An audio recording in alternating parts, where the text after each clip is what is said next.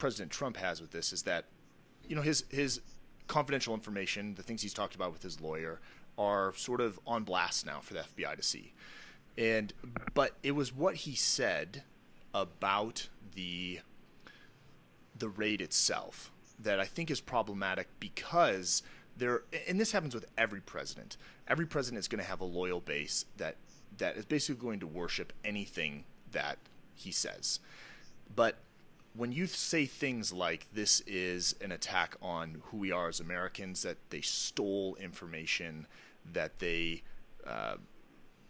this was not inappropriate, but he literally said was an unwarranted act, essentially. But the real words that he used, stealing and wrong, essentially. Yeah, thinking unwarranted would be so a pretty good pun. Yeah, and what he's essentially saying is that this was illegal, and that the actual democratic process, the things that we put into place with our judicial system, with our law enforcement agencies, is essentially wrong, and that this is not American, which, if it did go through the correct channels, whether it was a FISA court or not, is absolutely the foundation of the way search and seizure is supposed to happen.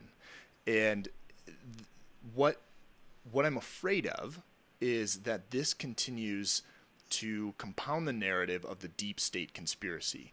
And of course, I believe that if nothing comes of this at all, if there's no criminal charges put on Cohen, that the administration absolutely will push the deep state narrative even further. And especially because he's already said they stole documentation, which they didn't, in a raid, in a seizure, in a warrant, in a search. You're not stealing anything. You have legal authorization to take that as evidence. Do you think that perhaps something that's feeding into that is the fact, and we discussed this precast, but that he has volunteered, whether he should or not, the president has volunteered to sitting down with a special prosecutor, which Nixon, Reagan, and Clinton did not do. Yes. And that's probably akin to volunteering to appearing before a grand jury. You just don't do it. Well, okay. But do you think that's feeding into his frustration? And I use this word classically. I don't want to offend him, his staff, or his fans, okay? But in the classical sense of the term, do you think his ignorance about the system is making him feel mistreated here? Because, hey, I'm trying to disclose what's going on. I'm volunteering to do this. I mean, you see what I'm getting at? It's a good point. I really do think it's a good point. What you bring up is very important, and that is a potential ignorance to this and how the entire system works. Right. I'm not calling it stupid. Yeah. I don't think that Trump is that ignorant to the judicial system and the law, because the guy's filed for bankruptcy and therefore has been to bankruptcy court over and over. Bankruptcy court obviously is far different from this judicial branch. He's got a problem meshing the two things. He's got an instinctual knowledge of the media as far as the New York tabloid culture goes, of being in negative press is better than none.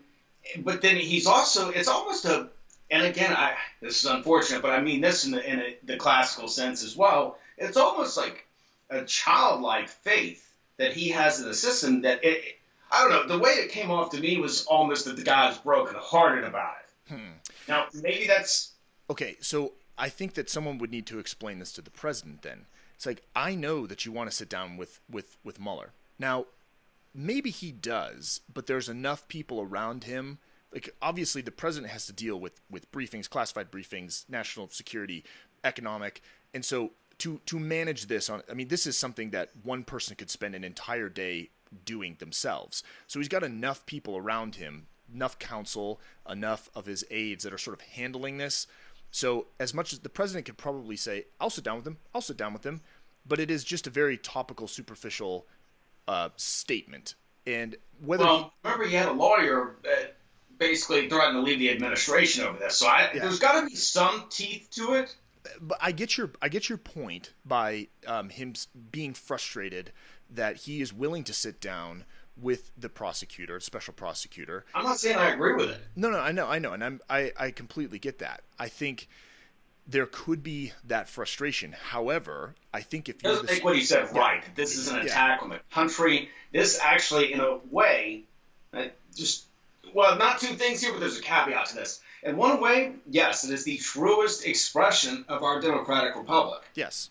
Going on. The other side of the coin, though, and this has more to do with the Congress, and that is impeachment is not a tool for people that you don't like. Yes, very true. Impeachment is for high crimes and misdemeanors, okay? So by pursuing this simply because we don't like the guy, first and foremost, I would speculate because he beat Hillary Clinton and he's very brash.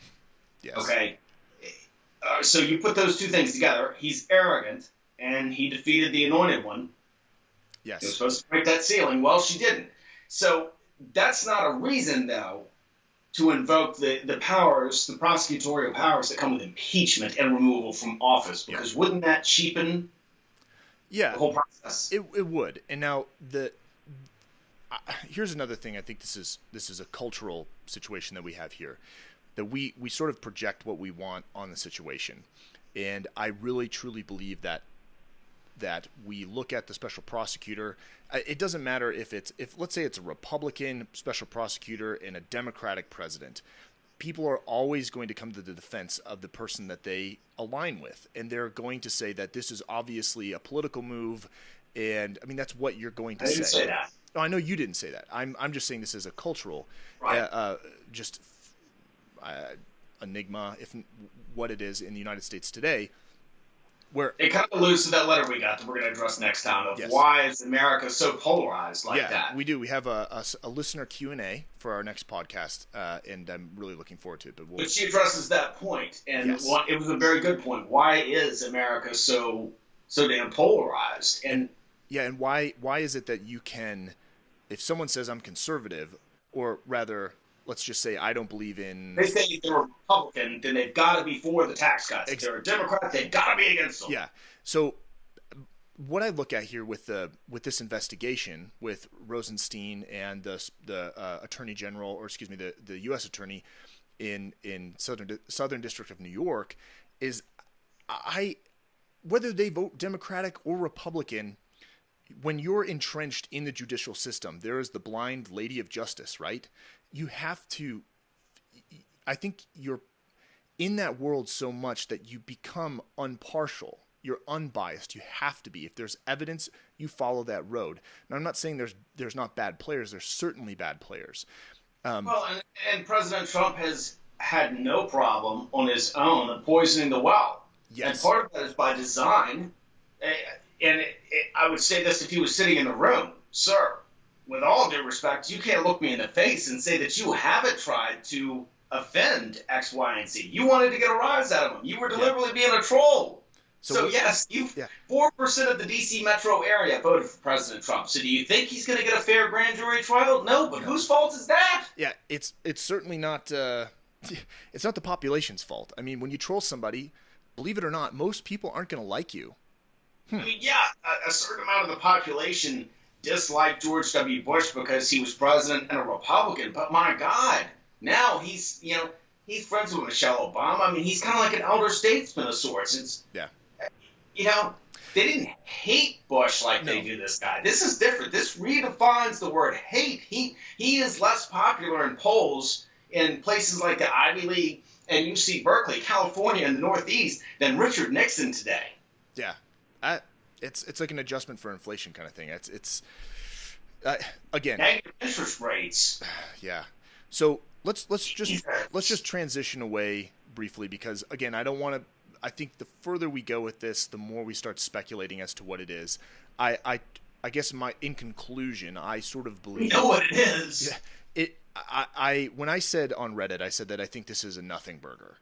Quoting Van Jones, who did not come up with nothing burger, but I'll say it anyway. Who did? I don't know. I have to look up Urban Dictionary, but I was... That was trademark it and... So, I believe, and I'm making a prediction, and this is on no evidence at all, that if there are criminal charges brought down on Cohen, that I believe it will be Cohen himself. That it is something that he did to cover the tracks of, well, in this case, the 130K. If that was really brought from campaign funds and he did it alone, I think he burns, or maybe someone else burns. But I think they've insulated the president enough.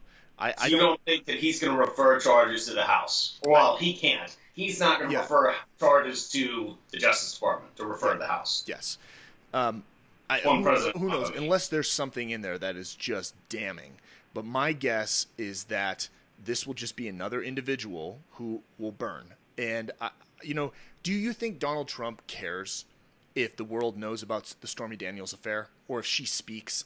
I don't think so. The dude's been married, 10 times, has had multiple affairs. The story of getting peed on in Russia. I don't think this guy, he knows. He cares, yes. Yes. He doesn't care for the reasons that you and I would like him to care for. Maybe, you're right. But again, I think he looks at the numbers. I think that he goes, look, if I roll back climate change, if I drop out of the Paris Accord, if I get tough on immigration, if I'm pro-religious liberty, they don't care what I do. They really don't. And you know what? Surprise, they don't. Go on and look at any interview on CNN's done a bunch of them questioning evangelicals. Why? What's going on here? I don't understand why you're aligning with this guy. And you know what? They'll go full circle on why they agree with him, and that it doesn't matter that he had an affair with Stormy Daniels. That's why I say that's why I believe that someone like Cohen knew about this, or Donald Trump mentioned it to him and said this happened, and he took it upon himself to silence it so it didn't come out. I think it's like, let's throw 130K at this and shut her up, and so we just don't have this issue. I don't know if that happened, but it sounds more plausible. Now, the way that he got the 130K allegedly is a little strange. He basically took out a loan. Like a second mortgage or something? Yeah, he took out like a home buyer's loan or something along those lines. And who does that to pay a porn star? Yeah, and then used the money, transferred it to this account in California, and actually the original loan institution flagged it as suspicious. And that's why it went to the U.S. Treasury, and why we know about this in the first place, because he took a loan out in like a friggin' house, and they're like, you can't make this up. You can't. You really cannot. It's going to be it's going to be an unbelievable movie. I thought that my father was just saying this when it was like a month or so, summer of 2016, when my father was like, you couldn't have picked a better time to jump into political journalism. Yeah. Oh my God. I know. It's a little crazy. And I think this happens, or this did happen, and we will essentially be waiting a bit to find out what happens. And I mean, the guy's a lawyer. This is not Paul Manafort. This is not Papadopoulos. If I said it right. This is a lawyer. I mean, he knows how this works. And I think if the U.S. attorney were to come to him, I mean, he's a lawyer. Like, he knows what to do. He knows what to say. He knows how to say it. He knows what not to say. Yes, but the issue that's looming over this whole thing is the president himself saying he's going to go sit down with a special prosecutor. I mean, I'm not a Trump fan, and even myself, don't do it. I don't care if it was Joseph Stalin's grandson, who was an American citizen, that's president, the Communist Party, and he asked me, "What do you think?" I would tell him, "Don't do that." I mean, just before we wrap it up, it's not a good idea. It's like volunteering to sit down with a grand jury. It's there to get something. They're not there to sit down with you and say, "You know what? You're an okay guy." This guy right here, he is okay. That's not what they're wanting to do. They're wanting to come up. Robert Mueller's wanting to come away with something to go, you see? I know. I mean, there's a. I don't want to say there's a vested interest in finding something, but that's their job. There's quite a few American taxpayer dollars invested in finding something. Finding something. Literally, yeah. Well, yeah. He doesn't have that job to say that let's be real here. Okay, technically he has the job to say whether he's guilty or innocent. In reality, he has that job to say Trump is guilty because. Yeah. Yeah. We'll see. We'll see as well. Like I said before, these things are so linked that right now Zuckerberg is testifying in D.C. and It couldn't happen to a nicer guy. He said something, and we won't touch on it too much because I think I'd rather it play out and then we can talk about it later. He said in the testimony, he said, when you create, and I'm paraphrasing here, but when you create something like this in your dorm room and then grow it to the size it is today, you are going to make mistakes. I agree. I think create anything, no matter what size it is. I mean, I feel compelled to say I've made some mistakes in the nearly 2 years that ModState's been in existence. Yeah. You just do, and you learn, and it's tough because it's a corporate, publicly traded company. And there's a lot. I mean, I'll say a lot of eyes on, but I mean, it's such a huge kind of new model for a corporate structure. And what, quarter of the globe's on Facebook? Yeah, I'm sure. Have you looked to see if your data was mined by Cambridge Analytica? I have not. I have not. Honestly, I have not logged on. Although it'll be interesting because there are several class action lawsuits out right now, and I'm certainly not suggesting that the 87 million people whose data was mined are going to walk away with millions of dollars, because that's not the case. However, hey, if it was, you might make. You volunteered your own data. You might make a buck. I don't know. People putting on there. What variant of Parmesan cheese went into their pasta every day, and they're mad because their data got mined? Well. You did this to yourself. You know what? You did it to yourself if you really didn't read the privacy, or, Sarah. How many people do? Well, it is the responsibility of the user to know what they're doing when they're downloading apps and using apps through Facebook. I mean, Sarah brought up the point where a culture of convenience, and if you're not, no one should expect that your data is taken without your consent. That is wrong. However, I think we consent when we get on there and volunteer. I mean, how many parties, with chicks thinking it's still sexy to make a duck face for pictures? But even if you make a sexy picture with a duck face, that your profile. That's an example of how much we put out there, though. Oh no, we put gone to jail for things they put on Facebook. We put a fair deal out there. How you should, though, have a level of security that your data is not going to be used without your consent. I mean, marketing companies do use your data all the time, but they still do it ethically, and a lot of them don't do it ethically. And in this case, this was not ethical. The 270,000 people that said, absolutely, use my data, go ahead, pay me $2. You can do that. You can make passive income using apps. Who does anything for $2? I don't know. It's a really good question. However, from that 270,000 people, 87 million profiles were then procured from that. And that is inherently unethical and wrong. So, yes, it has made me rethink what I'm putting on social media, or not so much what I'm putting on social media, but my privacy settings that I have, because everything's public.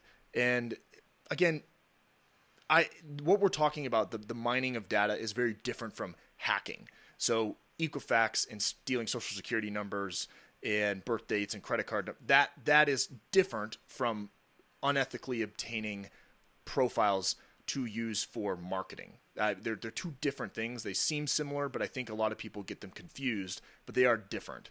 And so hacking, in a sense, is just something that is going to happen and is illegal, but essentially it's like you have LifeLock, and if it happens and your identity gets stolen, then you recoup. That's insurance. But there's a reasonable sorry, I was just thinking about Life Alert, and I'm falling and I can't get up. No, LifeLock is different from Life Alert. Yes, it is different. Yes, but LifeLock will help you get back up, allegedly. So LifeLock, if you're listening, Cialis, and not Cialis, LifeLock. Anyway, so I mean, when the Yeah, I got it. see what I did? I see what you did. Man, we went from LifeLock to Life Alert to Cialis. Cialis. Goodness gracious. You're welcome. All right, my friend. Well, You're fresh out of time. yep. And we'll be back hopefully this week. And I hopefully the next thing that we talk about, barring any apocalyptic event, will be our Q&A from one of our listeners in New Zealand that's posed some very interesting questions, and also would like to let the world know what's going on in New Zealand as well. So And what she thinks of America. and what she thinks of America. And, It was actually there were some, I don't want to say damning, but in a way, some damning things that were expressed. But it's as I was conveying to my parents, I said it was interesting because I look at it truly as constructive criticism, what got said. Because she made it clear, hey, I still love America, I love visiting, I like the people. However, capital comma. Yeah. Well, but it's I think it's refreshing to have a perspective where New Zealand, Australia, the Commonwealth has its list of issues, and she laid those out. But I think one thing she was trying to say is we don't differ that much, and we still want the same social justices. We still want everyone to have the same shot. But look, we do this, and we have, for one, we'll get into it, but socialized medicine, essentially. What she's saying is like, this is not like New Zealand didn't burn down. We have the lowest unemployment rate over the westernized civilization over the last 10 years. We have, granted they have some other issues, but they're saying nothing crumbled. Like we didn't fall apart. But again, where we'll get into in the podcast is the difference between Americans and maybe other westernized societies is that Australia and New Zealand are pro-American places. It's just she is baffled by things that people like me who are from here, and I'm from the world, it's a pretty strange place, but I'm baffled by the essential weirdness that is America. Yeah. Okay. And one thing I think we'll find out, and as a teaser in this next podcast, is the one thing that Americans hang on to that I think and I don't want to generalize here, but a lot of other societies don't hold on to as strictly is the idea of rights and losing rights and what is my fundamental right to the Second Amendment, my guns.